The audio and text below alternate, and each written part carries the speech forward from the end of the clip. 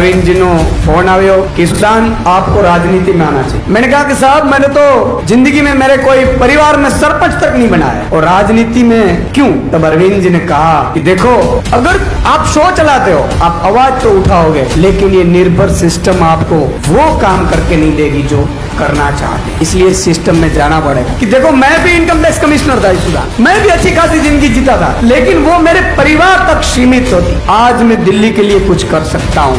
अरविंद जी ने कहा कि देखो अगर मैं राजनीति में नहीं आता तो आप मुझे बताओ कि क्या दिल्ली की अच्छी स्कूलें होती। और तब मैंने तय किया कि मैं राजनीति करूंगा। राजनीति मेरा शौक नहीं मेरी मजबूरी है। गुजरात की जनता की पीड़ा मुझसे देखी नहीं गई इसलिए मुझे आना। पत्रकारिता की तब भी मैं मुद्दों की पत्रकारिता कर रहा। किसानों की आवाज बनने की कोशिश, बेरोजगारों की आवाज बनने की कोशिश, महिलाओं की जिस तरह से सुरक्षा व्यवस्था है उसकी आवाज बनने की कोशिश की, श्रमिक मजदूरों की आवाज बनने की कोशिश। मुझसे जितना हो पाता था मैंने किया लेकिन एक लक्ष्मण रेखा होती है, आप वहां न्यूज चला सकते हैं, ऑर्डर नहीं कर सकते। और सिस्टम इतना सड़ा हुआ है कि सिस्टम को साफ करने के लिए, गंदगी साफ करने के लिए आपको गंदगी में उतरना पड़ता है।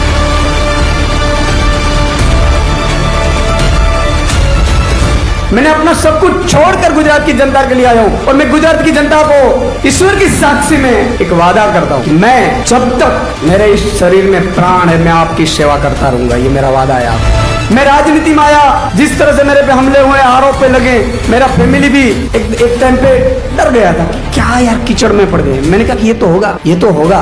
अगर भगत सिंह, राजगुरु, सुखदेव ये बोलते कि नहीं नहीं ये तो चलेगा तो आज देश के लिए जो आग लगनी चाहिए वो आग नहीं है। महात्मा गांधी अगर सोचते कि मैं तो साउथ अफ्रीका में अच्छा खासा कमा रहा हूँ, मुझे इंडिया जाकर क्या करना है, सब गुलाम है, सालों से चलता आ रहा है, तो शायद देश आजाद तो होता लेकिन लेट हो। अगर आम आदमी की सरकार बनती है तो 6.5 करोड़ जनता मुख्यमंत्री की शपथ लेगी, ये गारंटी लेगी। अभी देखो मोरबी में जो दुर्घटनाएं हुई, मैं ये मान रहा हूँ कि दुर्घटना हुई उसके बाद कार्यवाही क्या हुई। सूरत में तक्षशिला कांड हुआ, 22 बच्चे जिंदा जल गए, कार्यवाही क्या हुई। मैं ये मान रहा हूँ कि अगर भाजपा को वोट देंगे तो आप मानकर चलना कि आप भी उस पाप के भागीदार है जो इन्होंने कांड किए। और दूसरी पार्टी वाला आएंगे बोलेंगे मैं आपकी कास्ट का हूँ इसलिए वोट दे, लेकिन एक बात आप तय कर लेना, आपकी कास्ट का होगा तो पहली मार्च से बिजली बिल देने नहीं है, आपका भाई भी नहीं आएगा। एक हिंदुस्तान में एक ऐसी पार्टी आम आदमी पार्टी